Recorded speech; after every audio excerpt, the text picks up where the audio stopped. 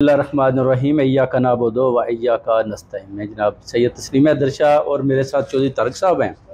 आज कुछ बड़े बड़े इंकशाफात हैं जो आप मीडिया वालों को बताना चाहता हूँ और जो बिल्कुल हकीकत पर मबनी है। और मैं चाहता था कि ये जो हमारे इंकशाफात हैं ये पाकिस्तान की जो गवर्नमेंट मसलत हुई है उन तक पहुँचें, असम्बलियों में जाएँ, लोगों को पता चले कि अरशद शरीफ के साथ जो उसका मर्डर किया गया, जैसे कि केनियन गवर्नमेंट ने जो फ़ैसला दिया है उस हवाले से भी आप देख सकते हैं।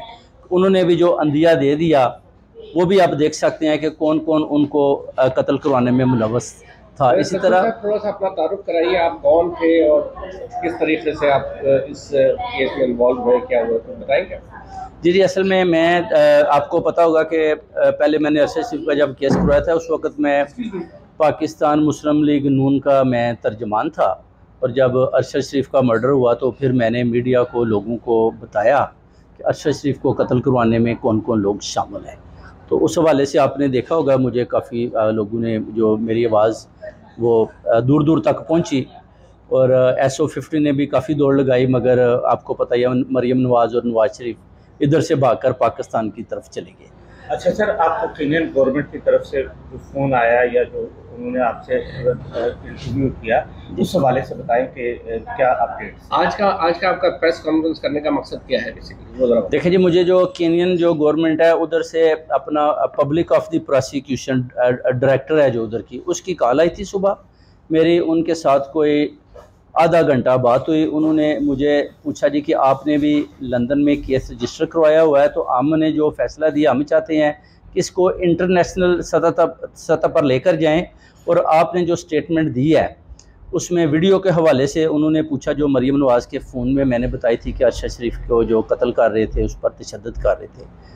तो ये सबसे बड़ा इंकशाफ आज ये कर रहे हैं आपके कीनिया की गवर्नमेंट ने बाकायदा आपसे कांटेक्ट किया है और आपसे वीडियो के बारे में पूछा?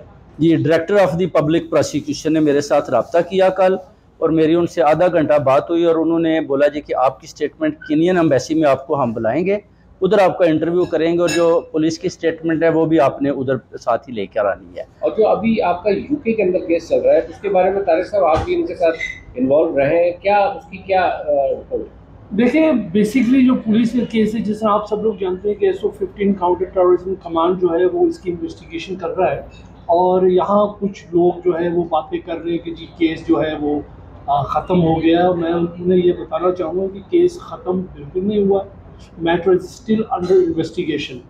और हम समझते हैं कि ओबियसली इसमें कुछ इंटरनेशनल इस्टेब्लिशमेंट का भी हाथ है जो इस इन्वेस्टिगेशन को आगे नहीं जाने दे रहा।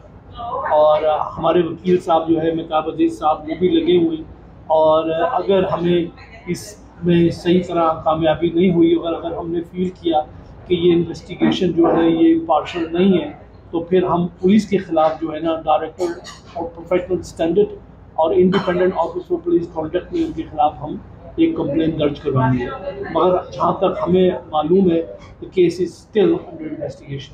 तस्लीम साहब, अभी अरशद शरीफ की बीवी जो है बेवा जो है उन्होंने बड़ा एक इंकशाफ किया कि अरशद शरीफ की गुर्दे तक निकाल दिए गए उनको, और उनको जब मारा गया था तो बड़ी करीब से गोलियां मारी गई। उनके लिए ये खबर कितनी बड़ी है कि जो आप अभी उनका केस लड़ रहे हैं और कीनिया की गवर्नमेंट, तो उनको क्या पैगाम देंगे अरशद शरीफ की वाइफ को, बेवा को, कि ये केस उनके लिए भी बड़ी खबर है? ये क्या कहते हैं? देखें जी, जो बाजी जुवेरी है, पहले ही आपको पता है कि मैंने उनको पहले ही बताया था मीडिया के थ्रू कि अरशद शरीफ के ऊपर उसकी उंगलियों को उन्होंने रेंच डाले हुए थे, उस पर तशद्दुद किया जा रहा था। और देख लें हर एक चीज़ बिल्कुल वैसी ही हुई है जैसे मैंने बताया।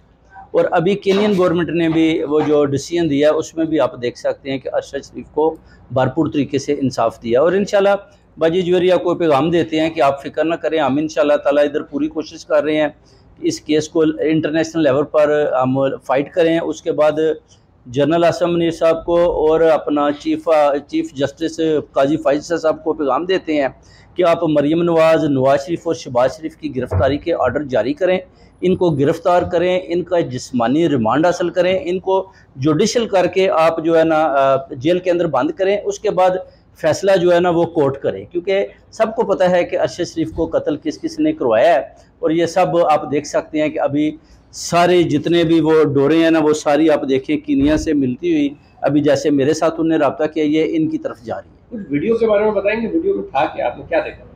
वीडियो में उसको बरन हालत में इन्होंने कुर्सी के ऊपर बांधा हुआ था और उसको एक रेंच उसके हाथ को डाला हुआ था, वो चीखें मार रहा था और 3 आदमी थे उसकी बुरी तरह से पिटाई कर रहे थे, जो उन्होंने मुझे दिखाई थी, वही मैंने बताया था। तो आप देख सकते हैं कि आतू का किसी ने ये मारते हुए वीडियो बनाई और फिर भेजी, उसको उधर मारा और उस वीडियो को भेजा मरियम नवाज़ को उन्होंने, ठीक है। और उस वीडियो को बनाकर उसके बाद जब उसकी बॉडी आती है, आप देख सकते हैं उस वक्त भी मरियम नवाज़ का आप ट्वीट देख सकते हैं।